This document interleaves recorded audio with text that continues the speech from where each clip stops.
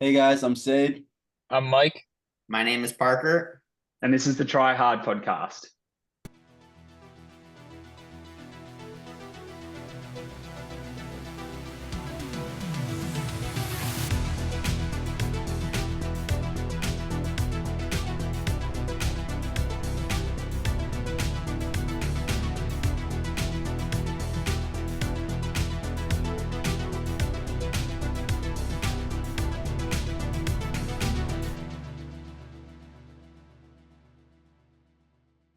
All right, guys, welcome back to the Try Hard podcast. My name is Lachlan Earnshaw. I've been recruited once again to come back in and be a special guest on this podcast, so I'm very honored. Apparently, my episode has the most downloads, so I'm very, very flattered to hear that, and hopefully we can run through. I think the plan today actually is to run through my race at Ironman Australia, and then we'll talk about all things training and what I've got coming up at the moment, how my training was in the lead up to Ironman Australia, but also what I'm focusing on now and everything that goes through my mind when I'm actually training, because I'm self-coached now. So there's a lot of things that I'm trying to think about and the best ways for me to progress through triathlon. So I think it's going to be a really fun episode. So thanks, boys, for having me back on. Yeah, we are very excited to have Lachlan back on. Yeah. You'll get it. I've never, I said it last time, I've never heard an American say my name like the way an Australian says it. It must just be like a difference in the accent, but it's always Lachlan, and Americans will always go Lachlan, Lachlan. But it's funny. I like it. I think it's the A. If it was spelled like L-O, I think that would Yeah.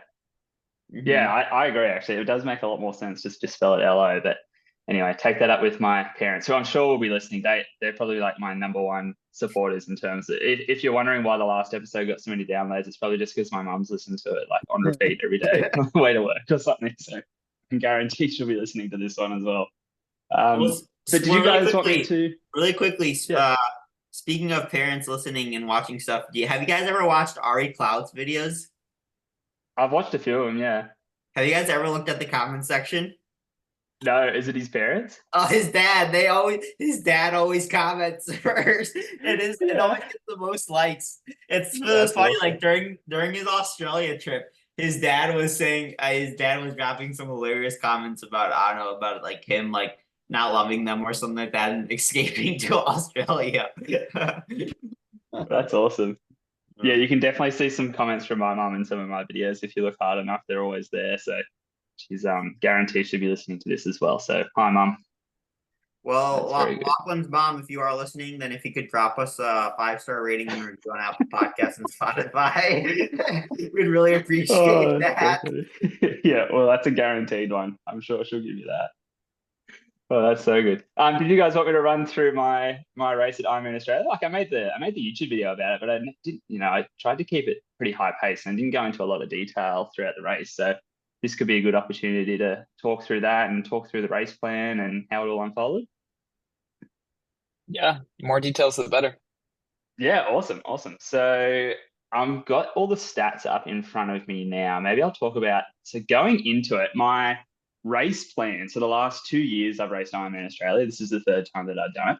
And I think the previous 2 years I'd swam, I think the first time was like an hour and 7, and the second one was an hour flat. But I think both times I basically treated that swim like it was an all out time trial, basically like a 3.8 kilometer time trial. And so I was getting out of the water absolutely exhausted. And as soon as I got on the bike, the previous 2 years felt like I had no energy and was really struggling. The first year I was able to turn it around, and actually after about an hour on the bike, I think I got enough nutrition in that I started feeling good. Whereas the year before, I ended up just having a terrible day for like 11 straight hours. Like I just felt totally dead the entire time. So this year going into it, my plan was, training in the lead up to it, I'd sort of changed it up a bit where I wasn't actually that focused on the swim in the lead up to it. And we can probably, this would be a good point for us to talk about later, right? My belief is that for most age group triathletes, they really shouldn't worry too much about the swim. And that's the approach that I took as well, which was don't worry too much about it. I just added in, so Mondays I would swim for an hour nonstop every week. Didn't matter about pace. All I was trying to do is get my body really comfortable swimming for an hour nonstop. And I actually got to the stage that I went down to the ocean and I would just swim within the ocean bars, like a huge swimming pool that's kind of attached to the ocean, without turning around. Like I just swim circles around within that for like an hour. And my theory there was all I need to do is get my body really comfortable swimming for an hour, and I'd always ride there. So I'd get out of the water and ride back home. So that way I was used to riding after a big long swim as well. And then Fridays, I would do a really high intensity swim. So maybe like still 3 or 4K, but some harder 100s and 200s, really trying to push lactate up and really trying to, expend a lot of energy. And then I get on the bike and just rip it more or less as hard as I could for like 20 or 30 minutes. Just to, again, get my body really used to, okay, we're going to get out of the water and push really hard on the bike. And I think that was my plan moving into it. And I think that's what I'll actually do for Ironmans again, moving forwards. And then Wednesdays I would swim as well. So I'd probably do like 3 swims a week. And then Wednesdays would just be some shorter intervals or whatever I felt like I needed to work on. But as I said, I wasn't too stressed about the swim moving into this race. So going into the actual swim on the race, jumped in the water and I was swimming with another fellow YouTuber, Brody Seal. I don't know if you guys have seen his videos, but he's a pretty like decent content creator out of Australia, makes like really good production. He's a professional videographer and editor. So he's got some high quality videos out there. Definitely check those. He'd actually be a good guest for you guys as well. I should link you together. Yeah. Oh, actually, I just looked him up as you were saying that, and I've seen his Yeah. content. I didn't remember his Didn't name. remember his name. Yeah. Yeah. He's got some high quality stuff, hey. Yeah. So I linked up with him. That was his first Ironman, and I knew his swim fitness was fairly similar to mine. I figured we'd both be swimming around the 140 per 100. So I think fitness-wise, I could have jumped in the water and swam like, let's say last year I swam an hour. So I reckon this year I probably could have swum like 58, 59 minutes. I think I was a bit swim fitter than the year before, but deliberately I wanted to swim like an hour and 5 minutes because I thought if I give away 5 minutes on the swim or 7 minutes on the swim, that I'm going to save like 20 or 30 minutes over the course of the race. And so I jumped in the water with Brody. I made sure that we started like right at the back of the first wave so that we had plenty of people going just at our pace that we could swim on their feet and just cruise the entire way. And I spent the entire time like directly behind someone. I just jumped from feet to feet and felt super easy the entire way through. There's like a weird in Australia that you have to like jump over. So you do like, they call it like an Aussie exit where you get out of the water, walk over, land, and then jump back in. And so the previous Really 2 years quickly, I'd get out. do you know why Yeah. it's called an Aussie exit? I'm I'm asking assuming because you're just from Australia, so I thought if anyone would know, you would. I'm assuming because it was like an Australian race thing where you would like swim out of the water back to the beach, run along the beach, swim back in, or like it must have just only been an Australian race. I honestly I don't know, but that's just a guess. I do know that Ironman Australia is the only Ironman where you do like climb over a weir halfway through, so maybe it's got something to do with that, but not too sure. Either way, the previous 2 years when I got to that thing and got out of the water, I was like, oh no, I'm in a lot of trouble because it was like, when you finish like a really hard set of hundreds and you're gasping for air. That's how I was feeling like mid-race. But this year, as soon as I got out of the water, I felt super, super relaxed, super comfortable. And there was absolutely no, like, I knew I was pacing it in a way that was like, this is very, very easy. And so coming to the end, I mean, every other time I'd done an Ironman swim at like the 2.5 to 3K mark, I'd be totally cooked, like absolutely exhausted and looking at like siding up, looking at the finish line and just wishing I was there already. But this year I felt really comfortable the entire way through. That's and how I feel every swim. yeah. Well, that was my thing. Like, so the previous years I was like, oh, okay, I know I'm fit enough. I can swim this in an hour. And so I went out and swam it in an hour. But just because you could swim it in an hour doesn't mean you necessarily should, especially for an Ironman. Like, it's not a swimming race; it's a triathlon. So I think I just had to learn to treat it like that. But I got out of the water in 1 hour, 5 minutes. So I was actually quite relieved because while I was swimming, I wasn't like, I don't check time or distance or pace or anything like that while I swim. I just go to feel. And so I thought there was a chance, oh, geez, maybe I'll swim like an hour 10, an hour 15 here, and I'm going to get out and be quite disappointed. But as soon as I saw an hour and 5, I thought, wow, that's perfect because I swam it as comfortably and easily as I realistically wanted to. And it was bang on the time that I thought it would be. So I was quite pleased with that. Straight into transition, and I actually got out of the water at the same time as Brody. So we started next to each other and we swam the entire swim like side by side, pretty much looking at each other the entire time. So that was pretty cool. I was pretty happy with that because it was his first Ironman and I was just there to have fun. So I was like pretty stoked to be able to support someone and race with a friend, at least for the start.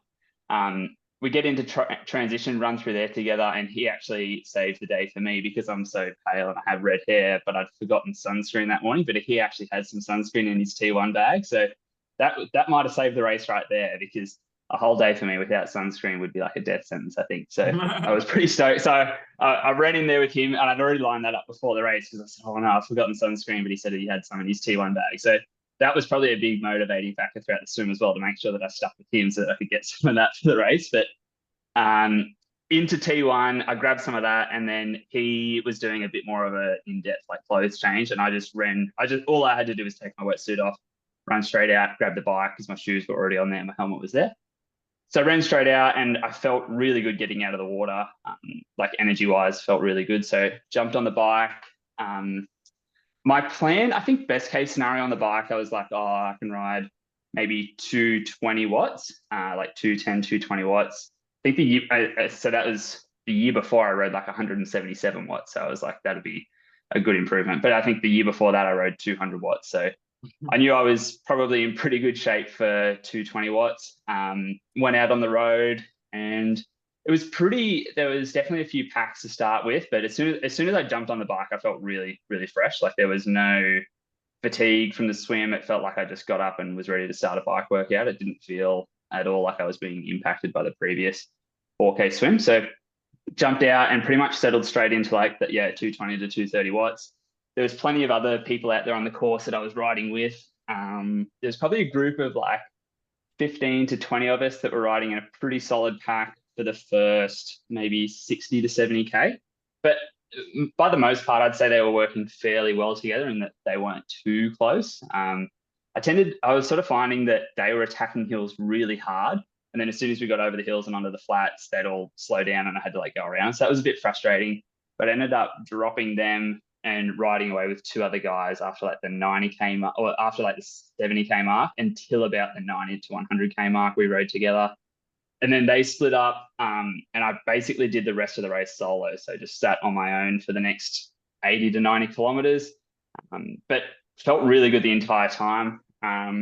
Pace probably faded a little bit around the 100 and maybe the 150 kilometer mark. I think while I was riding for the first half of the ride, I was like, okay, let's keep it really comfortable and controlled here, because I knew I felt quite good, but I didn't want to get ahead of myself and start pushing. But I was sort of saying to myself, once you hit like the 120, 130 kilometer mark, that's when you can really take the reins off and push a bit harder if you want to.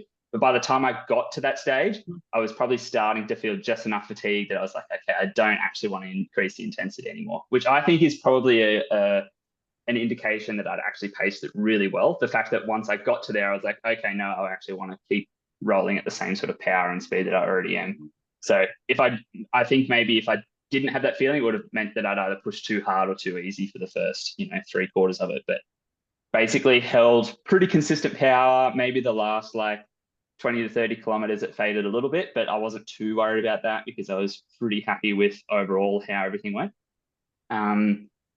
We'll talk about nutrition at the end. So I'll just say that I got off the bike, felt pretty fresh, wrapped the bike, went out on the marathon. I'll actually check the splits. I think to start with, I was holding around 430, 435 per kilometer. Sorry, I don't know what that is it's probably like 720, 730 miles, I reckon. And felt really comfortable, like maintained that for like the first 15 to 20 kilometers. And there's like clips in the video that I was doing where I'm basically saying like, this feels really good. I'm just going to hold it at this pace for the next until I hit about 30 kilometers, and then I'll push as hard as I can from there. And that's typically the way I like to approach a marathon, is I think of it as like a 32-kilometer run, because I know that once I hit the last 10 kilometers, I can just go all out. Like if I just control it for 32 kilometers and focus on getting to that mark, then all I've got to do is bust out 10K of just a total sufferfest. And that's something that I know. I always know, no, it doesn't matter how hard I'm hurting or what sort of state I'm in, I can always smash out 10 kilometers like really hard. And so that's the way I like to pace a marathon. And I think that's the best approach for me to get there. That's actually, I think I want to use that next. That's actually think of like because in miles, it'd be like the first 20 miles, and then it is. anyone 20 miles. can suffer the last 6. And that's actually a smart way I might try that out next time. Just pace 20 miles and then 6 miles left. Anyone can do a easy 6. So literally, that genuinely the way I pace it is like I'll look down at my watch, and if I'm like 20 kilometers in, or like I'm say 10 miles in, it's like, all right, I've just got to get to that 20-mile mark. I've got to do like another 10 miles here at the same pace, push really hard, and then once it ticks over to 32, it's like, all right, this is it. You've got 40 minutes, 50 minutes of just all out as hard as you can go here. So that's the way I like to pace it, because then it sort of breaks it up into two different races almost. Yeah. But I hit like the 20K mark, and this is where my stomach just started to feel like really bloated, full. I felt like I just couldn't get any more in. Like I was a lot of stomach discomfort. And so it was probably after that that the pace just faded off a bit, and I started going from like 4:30, 4:45 to like 5 minutes per kilometer. And by the time I hit that 32K mark, I was like, I wasn't in like extreme pain in my legs or anything. It was just, I think because I'd struggled so much to get a lot of nutrition in, I just didn't really have the energy to push anymore. So I was just running a bit low on carbs and almost dropping it back to like run on fats is more or less, I assume, what would have been happening there. And yeah, I mean, I ticked over the rest of like, I was still really happy with, I knew that I was on track. Like when I got off the bike, I knew all I had to do was I could run 5 minutes per kilometer, and I think I still would have got below the 10-hour mark. So I was like, oh, look, I'm on for a pretty good time here. It should be a good PB. Because I forgot to mention that actually. So I got off the bike in a time of 5 hours, 12 minutes. And I'll give you all my stats on that as well. Average power, 220 watts, weighted average power, so normalized 232 for a speed of 34.6 kilometers, which in miles is 21.5 miles per hour. So the roads there, and that was with an elevation of like 1,500 meters. So the roads there are pretty bumpy though, so it's certainly not a fast course for your power or anything. And then, so yeah, marathon ended up running a total time of 3 hours, 22 minutes for the marathon. And then that led me to a total finish time of 9 hours, 47 minutes, which was a PB of like 35, 36 minutes for that course. It's the only Ironman I've done 3 official Ironmans on that course. And yeah, fastest one by 36 minutes. So I was pretty happy with that. I think I make it pretty public that my like long-term triathlon goal is the sub 9. I think a sub 9 at Ironman Australia on that course would be very challenging, but there's some faster courses in Australia that I'm going to try out and see what sort of times I can do there. And I think if I'm going to go sub 9, it's unlikely it would happen at Port Macquarie at Ironman Australia, but hopefully if I can put together a good day, it can be done at one of the other courses in Australia. Yeah, is Western Australia one of the faster ones? Yeah, it's apparently, like I've never raced it, but apparently it's super fast. So that's where I'm actually going to race that in December this year. So I'm going to have a go there, see what I can do. Yeah, but it's supposed to be dead flat and super smooth road. I think so. Port Macquarie's, it's reasonably hilly. I think they call it like rolling. So you gain like 1,500 meters over the whole race. But the biggest factor there is that the road is super bumpy. Like it's just country roads and it's just nonstop, like the entire time. And it makes it super hard to get any speed up. So not only is it really uncomfortable to ride on, but it's certainly not fast. Yeah, when the roads are bumpy, it definitely is hard to keep like a consistent pedal stroke and maintain like a nice smooth power output.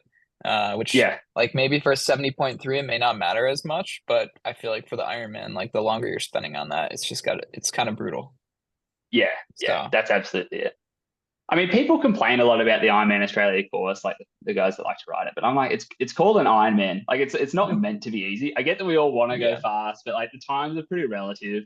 And at the end of the day, it's not so much about like, if I say I did a 10-hour Ironman at X location and you did an 8-hour Ironman at X location, I hit that you can't really compare times across courses that well. 10 to 12 hours. No. It's all and the weather as well. Like there's so many factors that play into it, the dynamics of the race, and there's a lot that goes into it. Well, I think it was Seid. He sent the message while we're talking about talking about Ironman to people who don't really know anything about triathlon. Seid was saying, how if you say like the longer you're out there, the people think like it's more impressive. So if you go out, I took 13 hours. Yeah, tell Seid, tell him. So we're like talking to like my coworkers, and they're like, "Oh, so you do Ironman?" There's like the person was like, "Yeah, I heard there's like 20-hour races," and I was like, "No, I did it in like 17 hours." And they're like, "Oh my god, that's crazy!" But like, I didn't do it in 17. I was just joking around. And like the longer you say it, the more impressive it is. So just like to like a normal person, like of course, like going like sub 9 is way harder than like a 17-hour Ironman, but I feel like to the normal Yeah. person, they're like freaking out, like, oh my God, you're doing it just like the whole day, which is crazy. Yeah, I mean, 17, even going like versus sub 9 versus 17 hours, they've got to be similar They in have to, difficulty. Like, right? yeah. There's no way you could spend 17 hours exercising and be like, oh, that was easy. Like, it would have to be so brutal, especially if imagine that's your maximum. Like, that's all you're capable of is the 17-hour Ironman. So you are out there pushing as hard as you can for 17 hours. Yeah. You know what they should do is they should get the pros out there if they want to like get the pros to experience how tough the age groupers are. They should make the pros race for 17 hours. So like, all right, it doesn't matter. Like the distances aren't so much like the race. What we're going to do is we're going to make you swim for like 2 hours. We're going to make you ride for 10 hours. And then we're going to make you run for 5 hours. You just have to go as far as you can. And just watch how hard that kind of race would be. Because that's like what the age groupers are doing. Like the back of the pack guys. That should be your next challenge. Yeah. I did a 17-hour Ironman. 17-hour Ironman. Yeah. That's actually a really good idea. Hey, yeah, the 17-hour Ironman. That's such a long day. Oh, yeah. Imagine how your stomach would feel if you were trying to do 100 grams per hour on 17 hours. 17 hours, 1.7 kilo of carbs. I don't know what that is. Like 4 pounds of carbs. Oh man, that would be. I think you'd be pretty sick about halfway through that. Yeah, that's pretty or crazy. three-quarters of the way through. Yeah. But how would you even pace it? Like you're like, okay, I have to swim as far as I can for 2 hours, then I have to ride as far as I can for like 10 hours, then I have to run as far as I can for 5. Like imagine trying to get all those paces down. Oof. It would probably be like your zone 1 pace. Like the pace, like if you were to do like an interval workout on the bike, it would probably be like whatever your recovery watts are in between like moderately hard efforts. I feel like that's what you would try to hold. It would almost be like 100-mile race kind of intensity, wouldn't it? Because is that like how long 100 miles it takes to run for like your average ultra runner? I think average is like 24 so I think it's like more like maybe on like a flat course. Yeah. If it wasn't like hilly, because 10 kilometers an hour for 100 miles would be 16 hours, I think.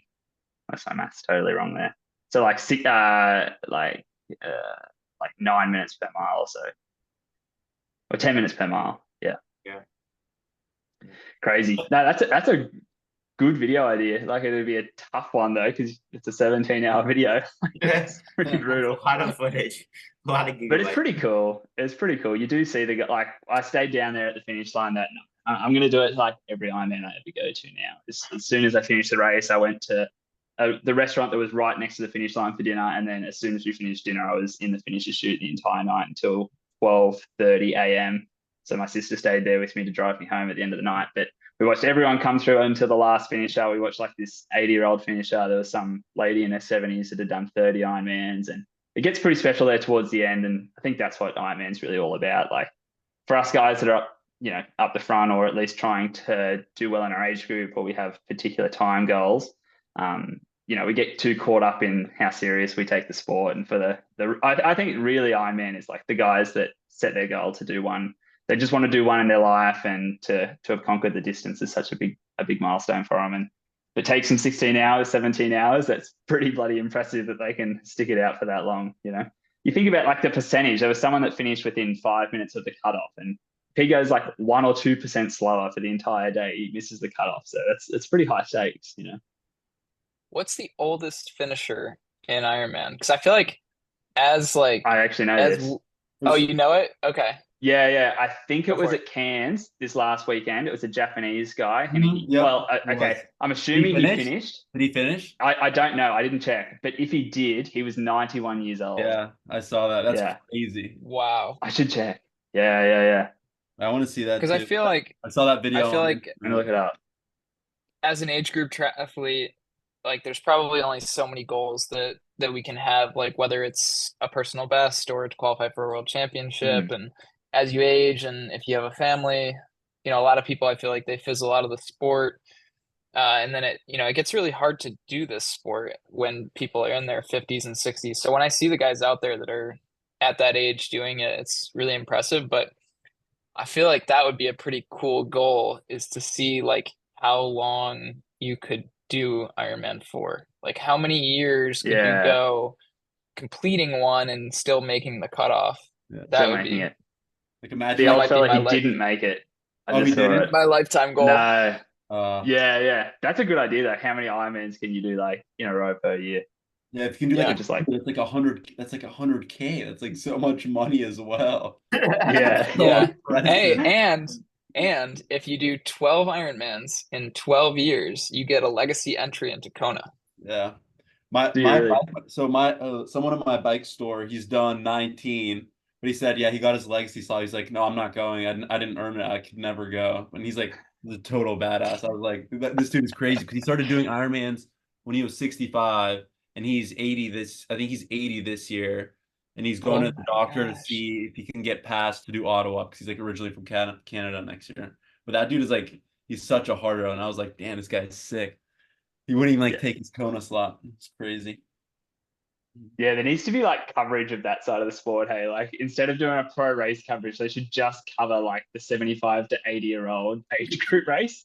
So like all the pros are like up ahead, the cameras aren't even on them. They just keep it the entire time on like the 80-year-olds there's like 3 of them in the back. You'd build up all their stories. Some of them have like war stories, you know, there'd be some cool like personalities going on in there. You could do like a huge lead up. It'd be pretty cool. Put, You like make some it high into a stakes reality TV show. yeah. People would watch that for sure. For sure, people would watch. Like this guy's 80 years old. He's about to run a marathon plus swimming and biking. It'd be insane. I'd watch that. And I wonder at what point it turned like training for that would start being detrimental to your health. Just because I already know, Yeah. say message me.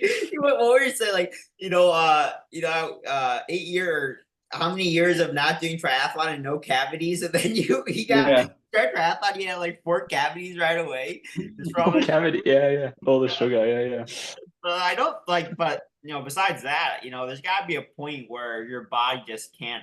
It's not healthy for your body to handle that much, load, especially having to train for it. So, when like the I tipping. see that. Yeah. I think there's a strong argument though for the need of like purpose and direction in life. And Yeah. if you're 85 years old and there's no one gets to like that age without going through a substantial amount of loss in their life, right? And they've all got lots of hardship and people that aren't around anymore. And so having something like an Ironman there, yes, maybe it's like, okay, this is a lot on your heart, but in terms of imagine how much that would give you like mental like drive and purpose. So it's like every day you get up and you've got your training to do and you've got your particular goal sets to do. So I think that's like honestly, I think that filters through like every age group is most of the people that are there on the start line are there for some form of like self-betterment. Like, yes, there's always the people at like the front of the age groups that are trying to set a particular time or they want to, win their age group or get, go to Kona or something like that. But it's a really small portion. For some reason, they seem to be like, they take up a lot of the media, right, within triathlon. Like everyone likes to, all the podcasts like this are about that. All the YouTube channels like mine are about that. But for most of the people that are in triathlon, they're there as some form of like, I want to set a goal, work towards it. They've probably been through some kind of adversity or they feel as though their life's on some kind of trajectory that they don't really like. And so they pick a challenge like this to really step beyond themselves, I'll use a Lionel Sanders thing to transcend themselves, right? Like they want to set a goal and like, and work towards. And I think that's something that it's covered a bit in the sport, but for some reason, a lot of the media, we always tend to focus on like, how can I go sub-9? I want to get that sub-9 hour Ironman, and this is all the training. I'm going to train more than anyone else. And I'm going to do huge volume. And it's like, I'm already at this level where it's like, okay, I can do an Ironman. It's not that impressive. But for me, really the sport is about all those people that are like, hey, I want to become a better version of myself. And yeah, it's somewhat under-recognized, I think, in terms of just the media coverage of the sport. But I think that's the most important. I think that's why like people like Lionel Sanders, actually, I'll use him again, have such a strong following, is because his story is exactly that. Like he was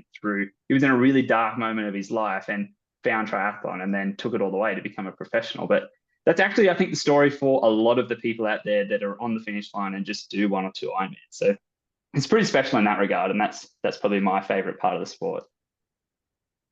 Yeah, that's a great point. Like most people that are getting into the sport, if they don't come from one of the 3 disciplines, they're probably not getting into it thinking, oh, I want to go sub-9 or sub-10 or qualify for a world championship. Like I can honestly say that's not why I got into the sport. I got into it more just to change things up, try to get in better shape, and thought this would be a good way to I guess, lose weight and stay fit, and that certainly is true. But then like the goals have evolved, and but yeah, at the end of the day, it's still just like, I guess, still like trying to prove something to yourself, which makes it pretty fun and enjoyable.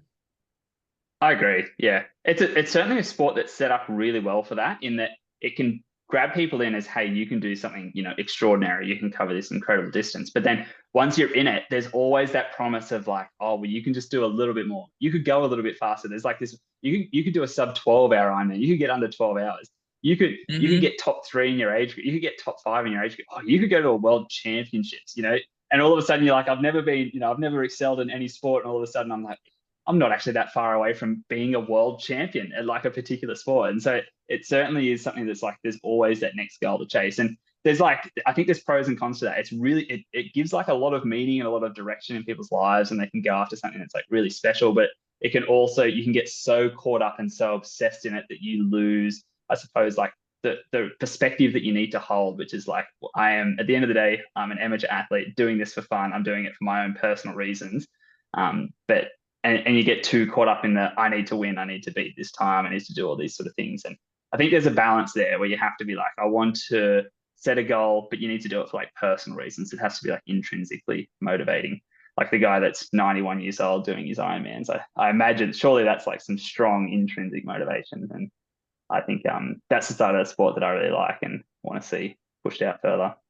It's funny you say that about like, there's always like, I'm really good, I'm almost winning this world championship, because that's actually exactly what got me hooked. Because when I first got into it, so the first reason why I started was we had a neighbor that he did Ironman and stuff, and I wanted to finish like my senior year of college, like doing like some big event, and I thought about like doing marathons and whatnot, but anyone can do a marathon, you can walk the marathon or whatever, but I thought like completing an Ironman, even if it takes 17 hours, there's something a little special about you. The fact that you're out there doing something for 17 hours, swimming, biking, and running, so even just finishing one is like impressive. So I wanted to finish my college with like an Ironman. I thought it'd be like this big hard achievement. And then all the Ironmans were sold out, so I did it was right after COVID, so I did a 70.3. And I had no expectations, really. I just wanted to have a good time. And I qualified for the world championships my very first one. I'm like, oh wow, I could be pretty good at this. So that's exactly what I thought. That Ironman, you get like the sticker, and then like you're a world champion athlete, and it's like they give you like the percentage, so like you're like top 3% in the world. So you think it's like something special, and then that's exactly how I got hooked onto it. Yeah, that's funny you say that. That's exactly what I thought of. Yeah, it's really good. I think like I said, there's pros and cons to it. You can just obviously it's great. It gives people like such purpose, such direction in their lives, and it's a very positive goal to work towards. The downside is that it's a sport that you can train so much for, and it's a sport that can cost so much money. There's really no limits to like how much time and money you can invest into it, and it becomes a problem if it's coming at a cost or a consequence to other parts of your life. And that's, I think, the thing that people need to be aware of is like, yes, it's cool to get to the world championships, but you have to realize like, if it's coming at too much of a cost, and it's hard to get, I think you can get very addicted to triathlon and you can put too much into it. So it's worthwhile to consider, but I'm obviously a huge fan of the sport. I really enjoy it. So I've got only mostly good things to say about it, but there are a few, you hear downsides, you hear people that have just given way too much to the sport, and it's an interesting one. Can be a bit of a cult. We can all fall into the Ironman cult. That's absolutely the case. Yeah, it's interesting. Ironman, the full distance training, I feel like it really can consume you, especially when you're trying to compete at like a really high level, like you're doing, going sub 10, like that is really intense. It's difficult to do, and in some ways, triathlon can be like a selfish sport. And like you're mentioning, like it can consume your life. It can take over, it can get in the way of friendships or relationships with family. And if you don't balance it right. And that's where it comes with this fine balance of training, trying to make time for other people that are close to you. And it's tricky, but it is rewarding when when you are able to achieve that balance, but it's a fine line. But I wanted to mention something about triathlon, like why some people do it. Like we were talking about, like just getting, like being able to finish one. And when I was at my last race at Eagleman, I met a guy on Team Everyman Jack. His name is Jeff. And he was actually, I mean, he's made it to Kona. He's like, raced all the big races. He's had crazy good finishes. He was there actually as a guide for a physically challenged athlete. And that was like, I've been to races where they've had a physically challenged division. And it's always inspiring to watch them. And when you see them out on course and you're like, oh, this is, really hard right now. But then you see them and you're like, they must be going through a way more difficult time, not only in the race, but like in life. Like they've got it way harder than any of us do. But I got to talk with Jeff and meet his athlete that he was guiding. His name is Kenny.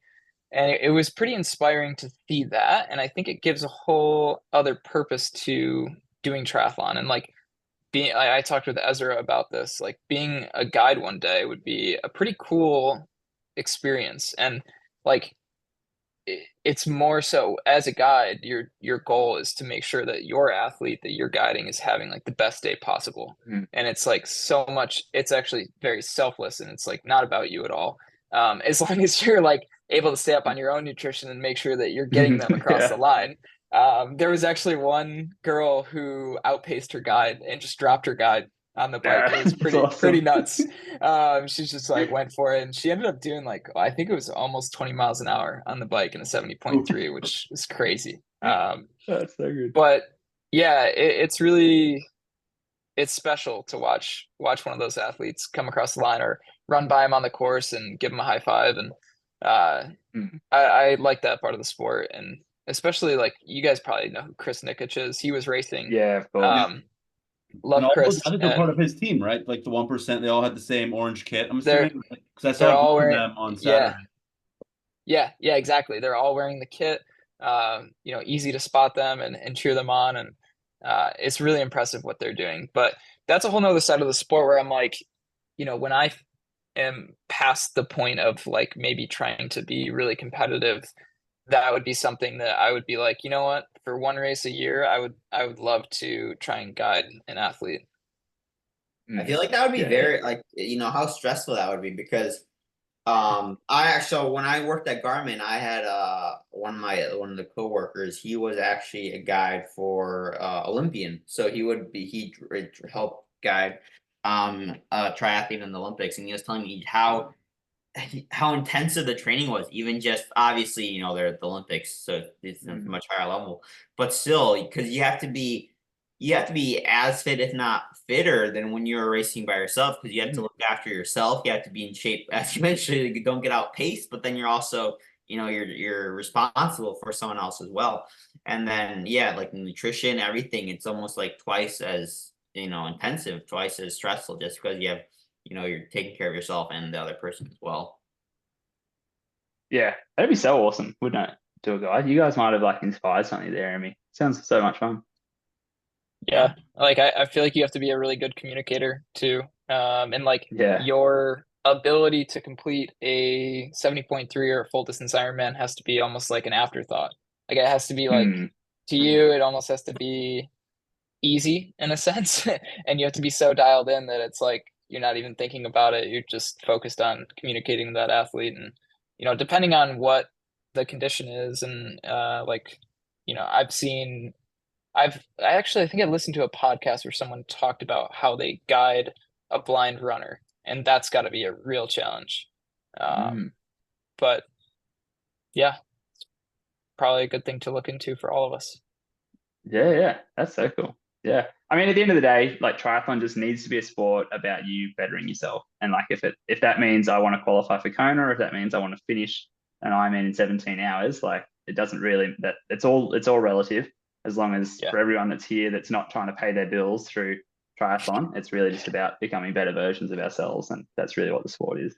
And so this actually brings something up that I was talking to my mom yesterday. We were watching the Olympic trials, the swimming Olympic trials, and we were watching Katie Ledecky, and she has won. She hasn't lost a 1500 since she was 14 years old. She's 27 now. So in the past 13 years, she's never lost, which is incredibly impressive. But what struck me the most was they showed her her best times. She hasn't swam, and I may be getting this wrong, but I'm almost positive. She hasn't like PR'd her time since 2018. And just for me, just like mentally, I'm like, how could she do that? How can you, show up like year after year?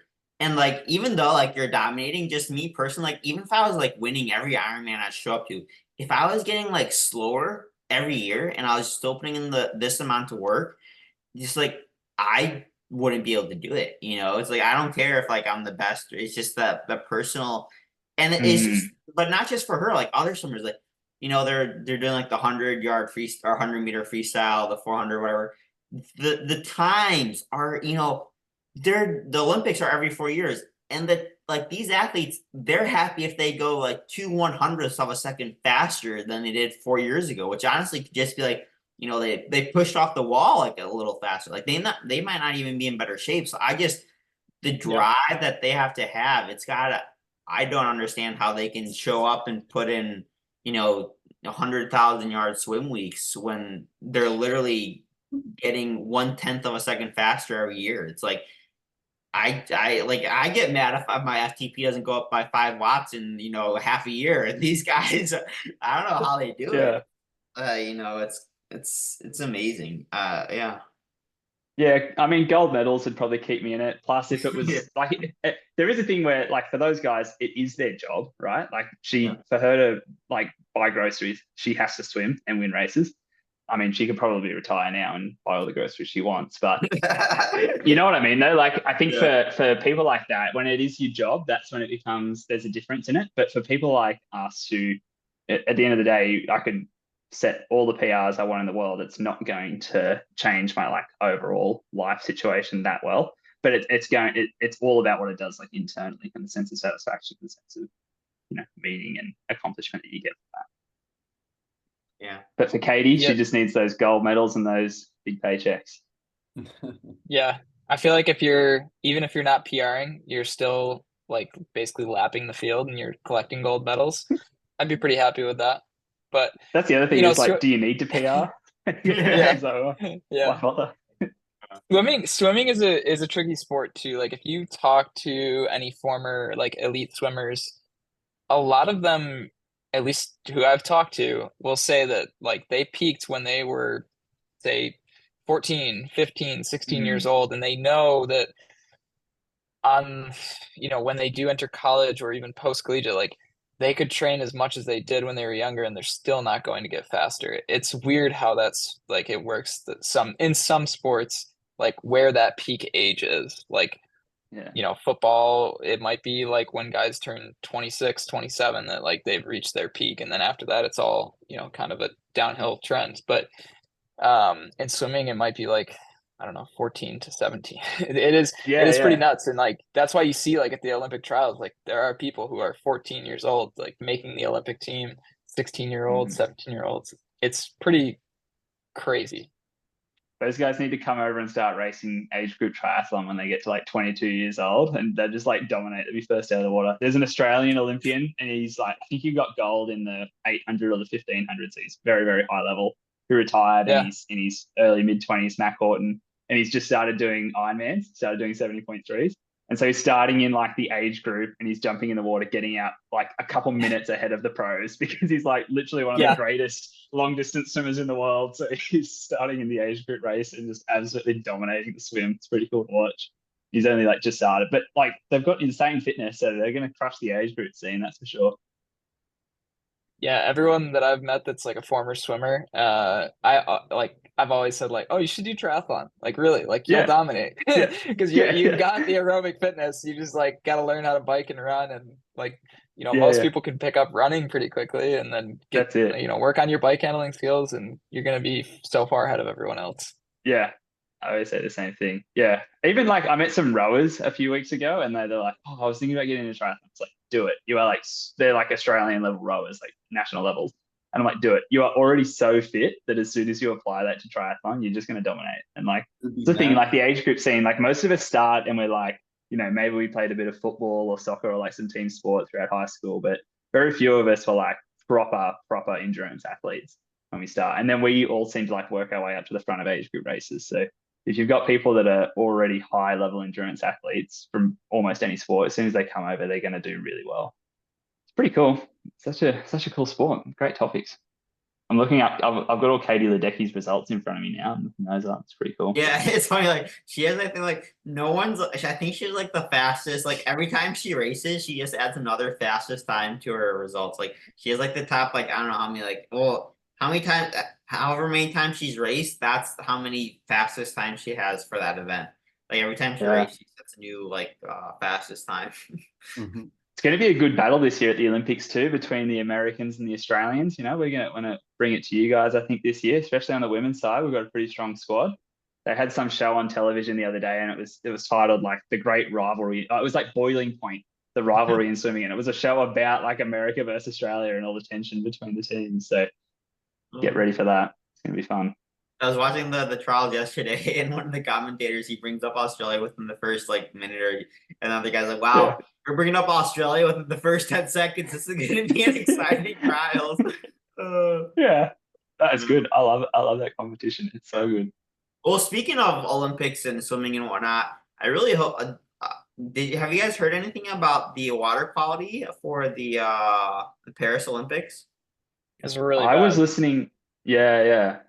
I was listening to the latest episode of the Norwegian podcast. I was listening to that literally like half hour ago. Yeah. And Christian was saying that there was a chance they were going to move it, and he was saying he'd be so disappointed if it did move, and so on and so forth. And yeah, it would be very like, how bad would that be if the triathlon was not a triathlon? That's certainly not a strong reflection on Paris there, but it seems like what they'll probably do is like what the host was saying. He's like, I think somehow the water quality will magically pass the test on the day of the race. It's like probably what will happen. Well, I don't know if you guys heard about this, but there was a news article I read, and the president of France, or prime minister, whatever their their person is for that leader, their leader, whoever their leader is. I'm not familiar with France.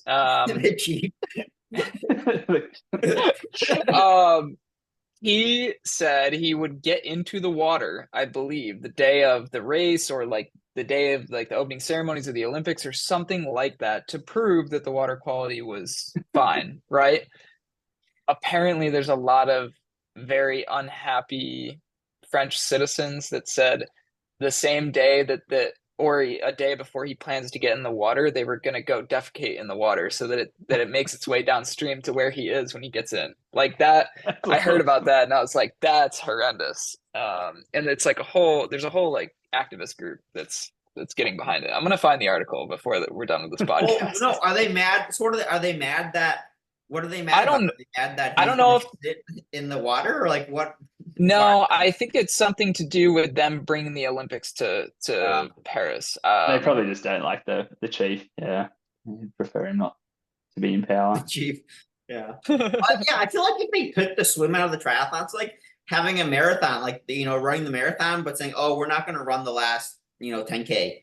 So it's like it's a 20K race, or it's like doing a decathlon and then cutting out 4 of the events.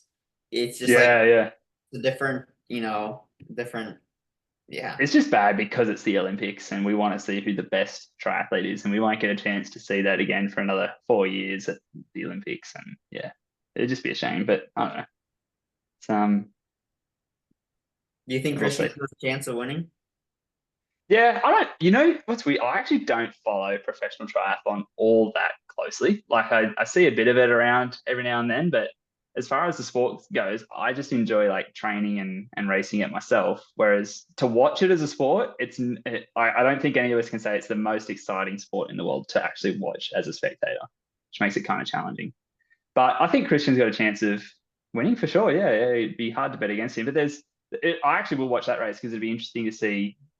There's like Matt Hauser from Australia. There's the Hayden Wild and Alex E. I think they're like the top names. So we'll see. Well, did you watch the T100 San Fran? Talk about not exciting. That was. Oh no, that one was pretty good. Yeah. No, but I know what you I think that T100 is doing a better job of making it more. What I really want though, and I don't know how hard this is to, I really wish they had like live stats, you know, so like live heart rate, live pace, live power. Live power is the best one. Yeah, power would be cool. I saw one part actually during the T100. They were showing Taylor Niv biking, and the cameraman was trying to zoom in on her bike computer, or he was zooming in. I was trying to see the power, but I couldn't tell the numbers. But yeah. Yeah, I think live power is really like you need people to be able to watch and be like, whoa, what? Because say I put it on and like I've got it on TV with all my roommates, they'll just look at it and to them it's just someone riding a bike. Like they have no concept of how difficult that actually is. And so for you, it's really the sort of thing that the only people that watch the sport are going to be people that do the sport. Whereas think about how many people watch NFL or soccer. They don't all play NFL or soccer. A big part of it too, like I think with triathlon, is it's very rare that something totally unexpected happens. So like NFL, someone could take an intercept, run the length of the field, score, and totally turn the game on its head. Whereas triathlon, like the most exciting thing is like, whoa, that person just overtook the other person. Or like they dropped, like it's pretty rare that there's like anything that's like that interesting happening in the race. Like you watch most races, like Lucy will come out of the water first, she'll bike ahead, maybe they'll catch up to her, and then someone will sort of run 5 minutes faster on her. Unless someone cramps. Yeah, that's it. But that's the moment where everyone's like, whoa, they stop running for like 2 minutes and everyone goes nuts. And then it's back to the race. But there's never like no one ever like fights in the middle of the game, or there's never like totally you're not like so much on the edge of your seat. Like it's pretty rare. But you watch like a football grand final and your heart can be pounding the entire time. But I don't think I'm going to be like full of adrenaline while watching the Olympic triathlon this year. Like I'm just gonna be like, oh, this is interesting. Oh, they're running ahead now. Oh yeah, he's dropped him. Whereas like you watch like the key sports and it's just like non-stop action the entire time.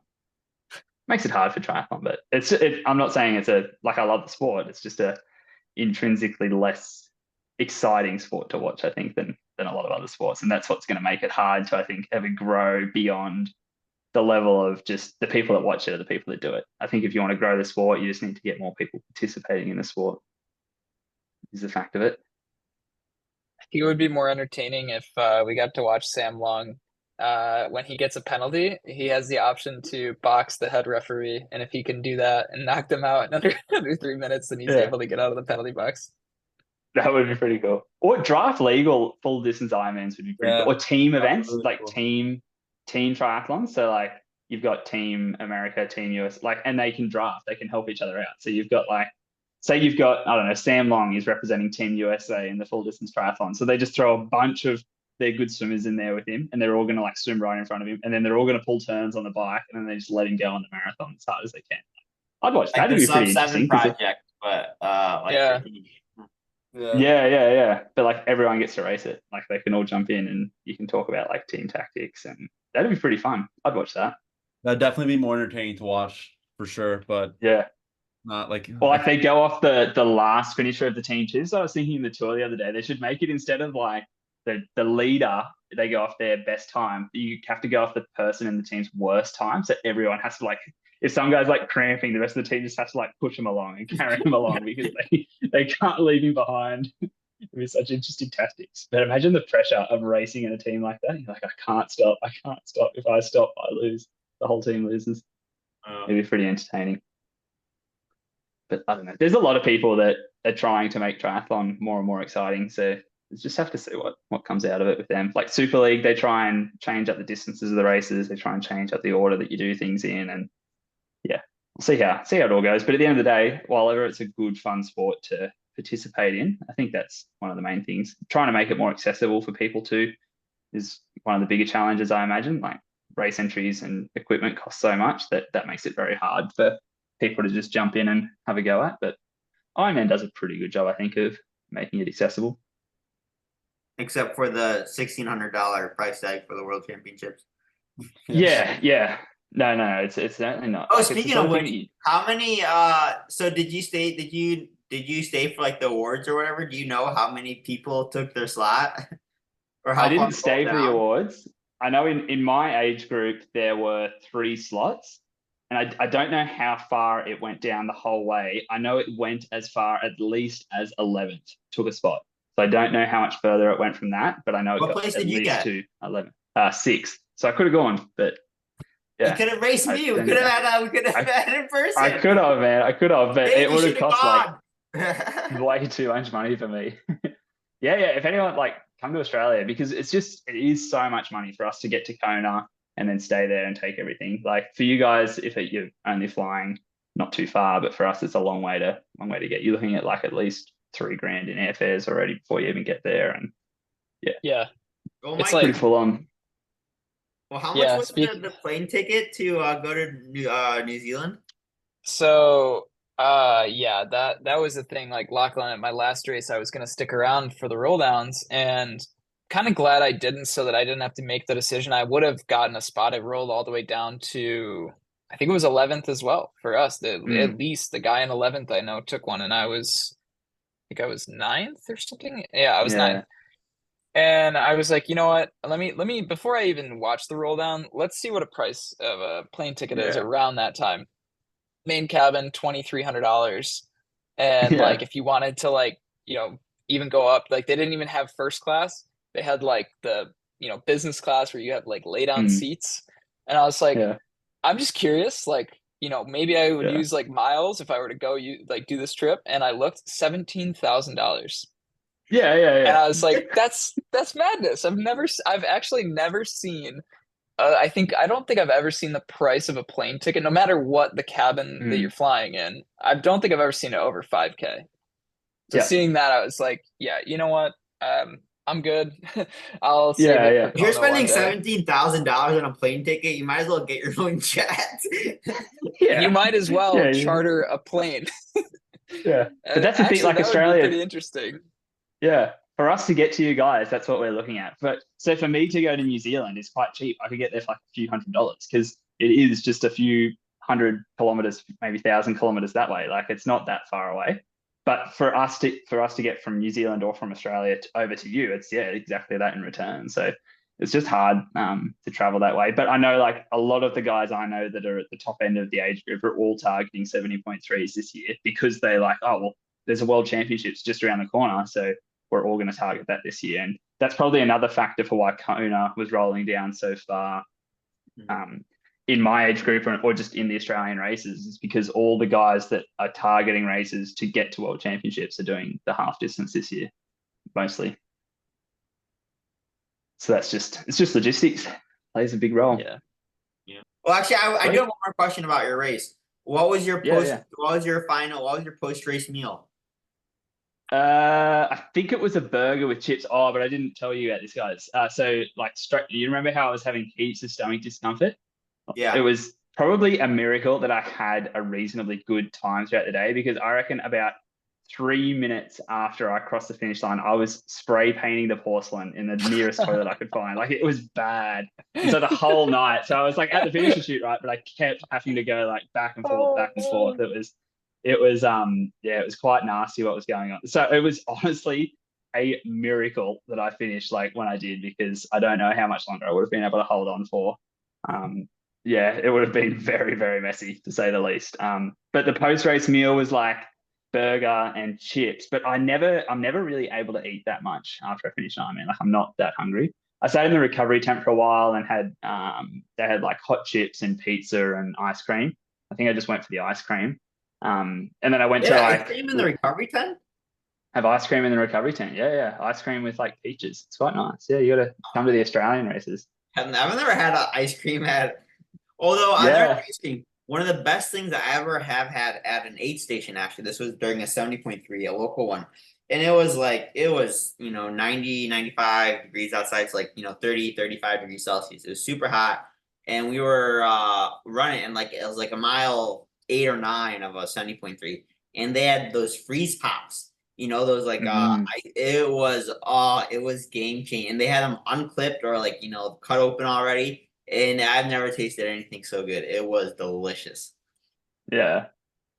So yeah, I do like the recovery food. Like that's the best part of the day, really, because you sit in there. It's like the huge sense of accomplishment. There's usually a few other guys, and they're all like finishing around the same time as you, obviously. So you get to share some war stories, and they're all fairly like-minded sort of guys that want to talk about triathlon. So I love sitting in there, and I sat in there for like a good 5 minutes, and it was probably the the quietest I'd seen it in there, because the first further stuff I'd actually managed to finish in a race, and so that all the massage tables were free. And so on my way out, I was like, okay, I'll go sit down and like get a massage for the first time, because why not? Let's try it out, a bit of luxury. There's some, I think they're like physio students there.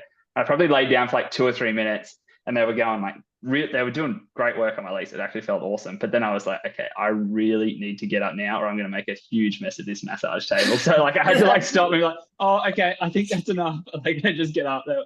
So like, I was mid conversation with them, and they were asking me about the race and like how long I'd trained for, just general like chit chat stuff.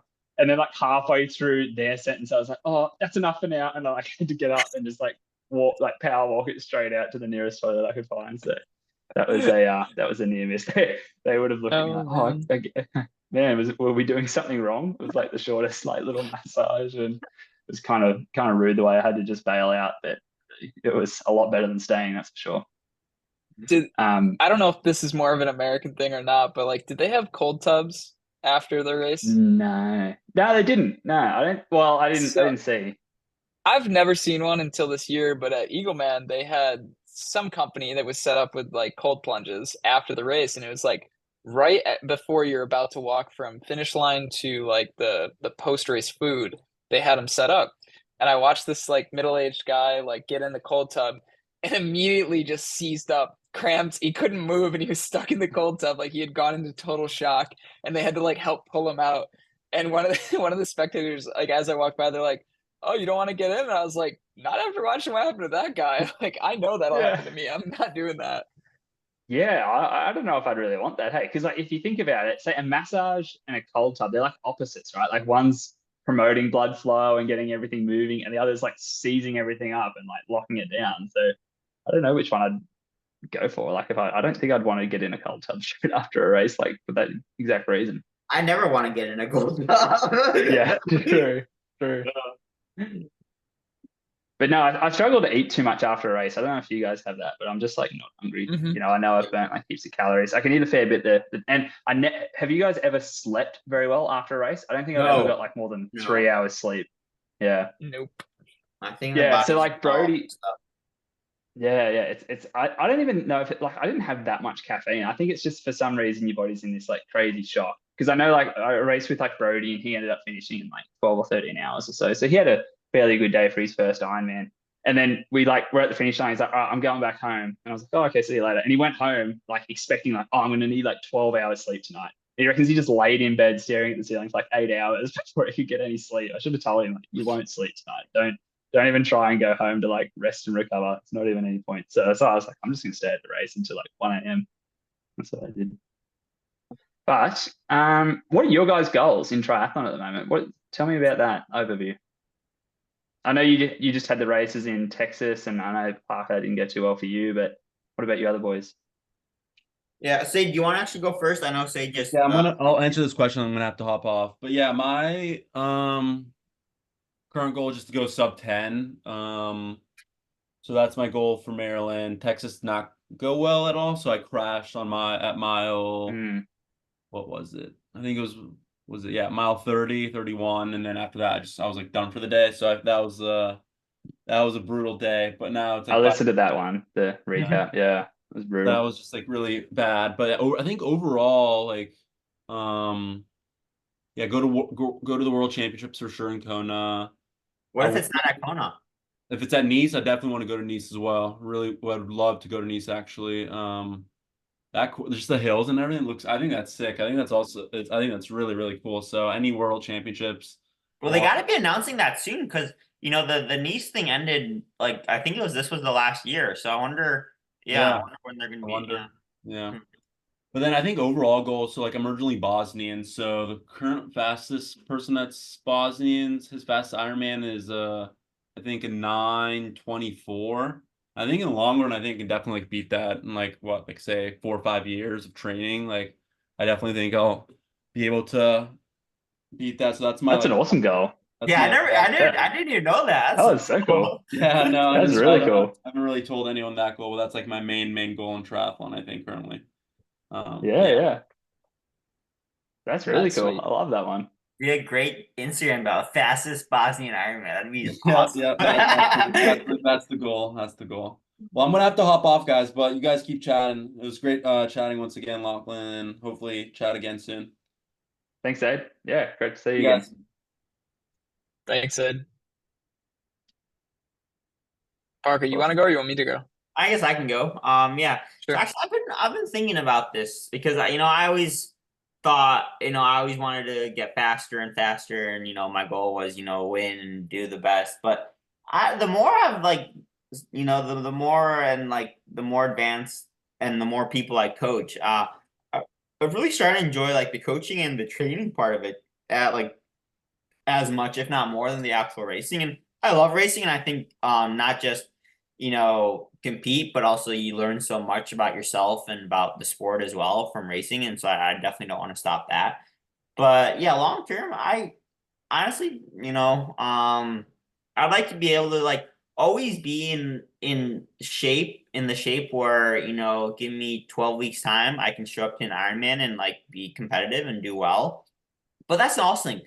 The times now, like for age groupers, they're getting so fast. And like if you want to like, be at that world championship level, or like, being at the very, like for example, like the European Championships in Hamburg, what was it, a couple weeks ago? They had age groupers going sub 8, which was just Mm. incredible. It's like and just to be able to compete at that, it's really, you really do have to make it now. I'm your full-time job now. This is kind of my full-time job, but it's also, Mm. you got to be 100% committed swim, by kind of like you're saying, it to be at that top level now, even like at a top level age grouper, it really is kind of like all consuming. And so being able to balance that, and and I also like training just to train, and I know, maybe for the best, aerobic benefits or whatever, you got to do X, Y, Z. But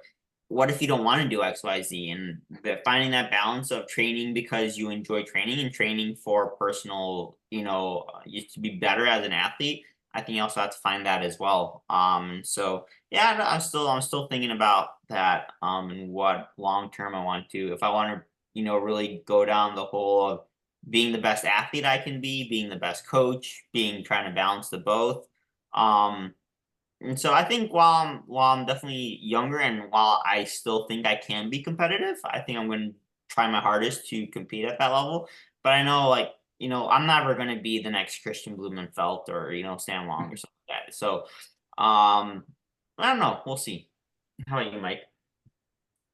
Yeah, like we talked about earlier, like getting like when people get into the sport, getting into it for most of the time not a time goal or like a world championship qualification spot. I got into the sport just for general fitness, and then because it was during COVID, I just got like a whole year of training and no racing. So like I kind of was able to build like a pretty like a fairly good base.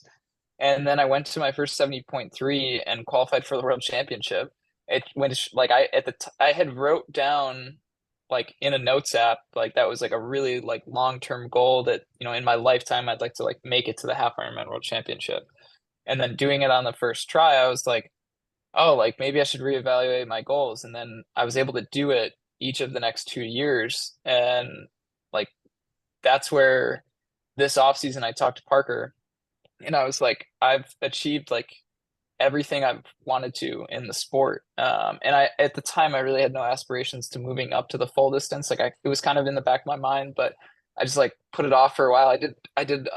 Now I've done 12 70.3s before I've done a full. Like I've just Far been out. almost That's a avoiding lot. the distance. But now I've shifted to the mindset of wanting to qualify for Kona. Uh, and like Parker said, the age group times are getting really fast. So I don't I don't want to be negative. I don't think it's going to happen this year just because I know like what it takes in terms of times. And unless, you know, I don't know, everything goes perfectly and someone doesn't take a spot, like I probably won't get a Kona slot. But if I do, I would take it this year. But that's kind of like my long-term goal is to qualify for Kona. And then once that happens, I don't know. I think after that, I might kind of just go back to the 70.3 distance and try to be competitive and like work as hard as I can to get to like an overall podium. Like if I could finish in the top 3. And there's like one race in particular that I would love to do that at, and it's Half Ironman Muscleman, which is in Geneva, New York. It's about 45 minutes from where I grew up, and it feels like a local race. That's where I did my first half Ironman. That's one that I would like to target as like a race to, I guess, podium or even just like a top 5 overall. Like that would be a good race for it, because usually the field is not as strong as some others. Like the one I just did, I finished 34th and was like 9th in my age group. Like it's just really competitive at this race. Yeah. And yeah, I don't quite have the run speed to keep up with these guys, but my swim and bike is not too far off. Yeah, nice. That's kind of where I'm at. Yeah. That's good. I feel like my goals are kind of like, I would almost echo Parker in saying like, yes, I want to, train and do well, but I almost just want to be like in the sort of general fitness where, 12 weeks out from an Ironman, I can like lock in and push hard and get a pretty good result. And I think for me, it's more about like, I just want to have fun, enjoy the training, make good YouTube videos. And that's like my number one priority. And then by default training, I sort of want to make everything targeted towards that sub 9 Ironman, because that's it's a goal that I sort of set, and it's something I'd like to follow through on. And I do feel as though with enough, consistency and longevity throughout training, it's something that I can get to eventually. But I think for me, it's like, it used to be, I think my mindset around it was like, I must do this. I have to train and push hard and, and doing it from a place of like almost like forced discipline. Whereas now I want it to just be like, I want to do it because I really enjoy the training along there. I can sort of align it to that. And it's more like from a place of like eagerness and excitement rather than a place of like, this is what I have to do and, push hard and everything goes into this goal. Whereas now it's like, this would be such a fun, like exciting challenge, like try and take on. And if I get it, that'd be so cool. And if I don't, like, it's going to be so much fun to try and get there. And I think just shifting that mindset around, like, this is the sport that I'm doing for fun. And that is, at the end of the day, that's all it is. Like, I'm not here to set any records. Like Parker said, I'm not going to be the next Christian Blumenthal. I'm not going to be the next Sam Long, but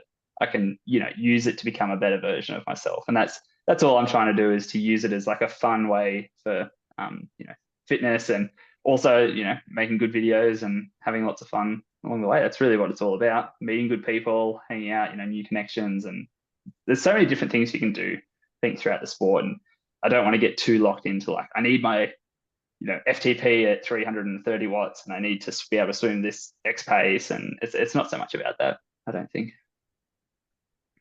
Yeah, I think that's a good mindset. And I think that will keep you in the sport for longer. I think like absolutely. Thinking about it in the other respect of like having to hit all these specific numbers and like being so intense about it probably leads to more and more people burning out. Yeah, absolutely. I did the last time I was on, I was talking about trying to do every Olympic event in a week. I recently attempted that with my brother. And so I'm working on all the videos at the moment. And yeah, we went through like every sport, like 33 sports or something like that, 140 events and so on. And the biggest problem, I think, in doing that is I was like, wow, there's so many more fun things out there other than just swim, bike and run. Like there's all these other fun sports. And so now I've like started getting back into swim, bike, run training like exclusively. I'm like, and I miss all the other things. Like there's so many other fun things you can do. So I think it's like a realization of like, yes, triathlon's a heaps good sport. And when you like lock into that good pace on like a long run and you feel super smooth and like, it's a very, very satisfying sport in that regard. But I don't want to get too trapped into like everything I do is swim, bike and run. And I don't, there's times where like, I'm like, oh, I'd love to just go to the gym and like lift some weights or go and just jump on the row machine and just push hard. But I'm like, oh, but it's not specific to training. How's that going to help me? But I think at the end of the day, it's like, oh, well, yes, it might not help me do a sub 9 Ironman, but it's going to be fun to just go to the, I'm going to get fit and go to the gym. And I think it's important to just remind yourself that I'm only doing triathlon for fun. And if I am not, if I don't want to sacrifice other things that are fun for the sake of that. Yeah. So that's what it's all about. Yep. No, for sure. Well, my mom's actually cooking. She says dinner's almost ready, so I'm actually gonna have to hop off here soon. That's perfect timing for me as well. You're on. But before, I know you're just mentioning YouTube videos. I want to leave our listeners with a quick teaser. Will that be your next YouTube video then? Doing all the Olympics, or is something coming up before then? No, that'll be it. I'm hoping that'll be out in like 3 or 4 weeks. I think it's going to be 7 videos over the 7 days, so like a video per day. And I'm going to try and get all those up before the Olympics actually start.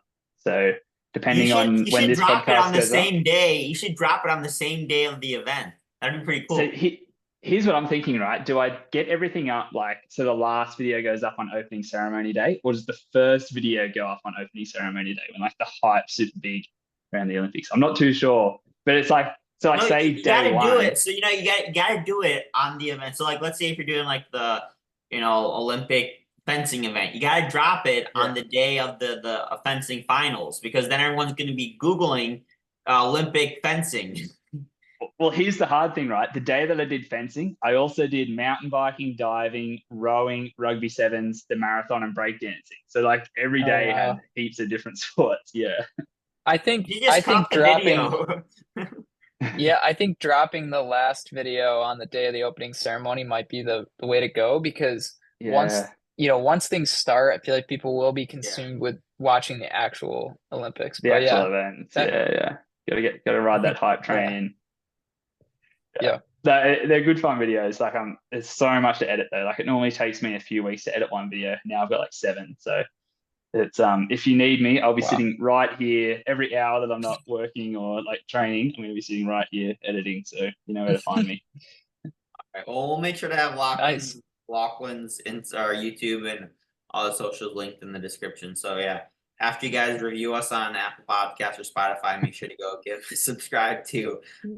But yeah, big thanks for joining, and we didn't get through as much as we were hoping, but next time that just means we'll have to have you back on for part 3. Maybe after talk after the Olympics, we can see. Let's do that. We'll do like a sidebar. It won't necessarily be a triathlon podcast, but we can talk about all the different Olympic events and talk about some other sports, maybe, and change it up a bit. But we'll have to block out like a good 3-hour time frame where we can all really sit down and talk, because there's so many. Like I love listening to like a Joe Rogan podcast. It goes for like 4 hours. You can really get into things, but we've got to find the time for that.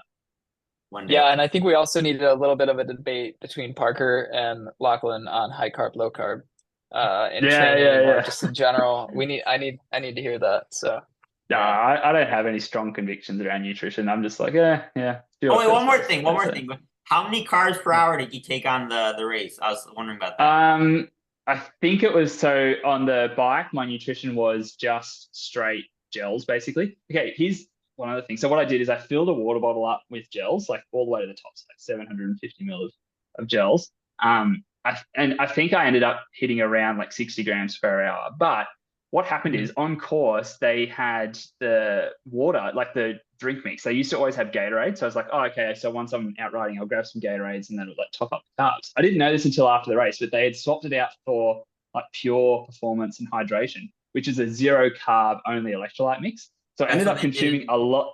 Yeah. And I didn't know that. So I was drinking all this stuff, thinking I was getting carbs in. Be like, oh yeah, this would be all right. Like I don't think I had all the gels. Like I think I only had like 3/4 of it. And I was like, oh, I'm a bit sick of it. I'm just going to have some drink instead. And it ended up like at the end of the race, I was like, wait, I didn't have any extra carbs on the bike. So that probably hindered me a bit. And it would have been, it's my own fault. Like I would have seen it if I had looked into the race details, but I'm a bit annoyed that they don't have any liquid carbohydrates on Ironman courses now. It's kind of disappointing. Probably led to the stomach problems, because I had so many gels. Like the only fuel I could have was gels, and that's not something I typically do in racing. But yeah, it was probably like, I think overall over the entire day it was like 60 grams per hour. If I had to guess, would have been around that. So pretty standard. And I had heaps of carb. Like that morning, I had like the triple decker Nutella sandwich and banana and gel, and I was like, you'd be proud of me. I was fairly high carb that morning, and like even in the days leading up to it, I wasn't so much like super high carb. It was more just like what a general person would eat. Like I had some sushi the day before and some like stir fry with rice the night before. So sushi the day before. That's I'm must be pretty. Well, my sushi's like chicken and rice. I don't do like raw fish sushi. I just do like chicken and rice ones. Yeah. I was gonna say you must be pretty sure the sushi you're eating.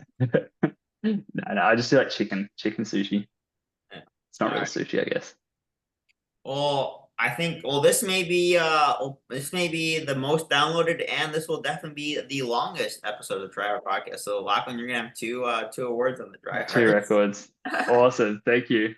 I'm so stoked. Now I'd love to, anytime you guys want me to come back, I think we'll have to line it up after the Olympics. But yeah, we need to find a time where we can talk for ages, because there's so many things we can touch on. Such a cool topic.